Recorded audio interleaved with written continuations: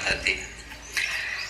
हरि मन मगन भक्ति में ऐसन सारा बंधन तोड़ के, मन मगन भक्ति में ऐसन सारा बंधन तोड़ के, हई पंच सखा खुश बाटे सदगुरु को चरनिया पाके, हई पंच सखा खुश बाटे सदगुरु को चरनिया पाके। सतई में बाटे ज्ञान वैराग्य हो, मिथ्या लोभ माया के देहल त्याग हो। सतई में बाटे ज्ञान वैराग्य हो, मिथ्या लोभ माया के देहल त्याग हो।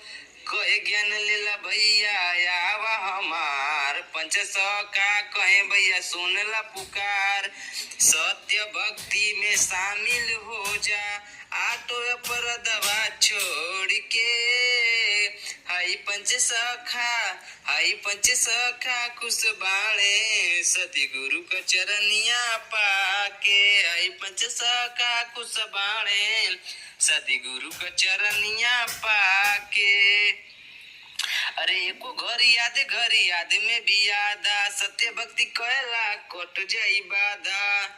अरे एको घर याद में भी आदा, सत्य भक्ति कहला कट जाई बाधा।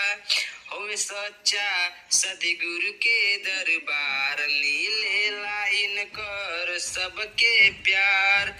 श्रद्धा प्रेम विश्वास हो अमृत पीला घोर के। हई पंच सखा खुश बाणे सतगुरु को चरनिया पाके।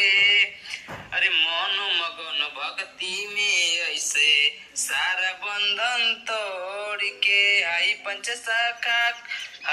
सखा खुश बाटे सतगुरु को चरनिया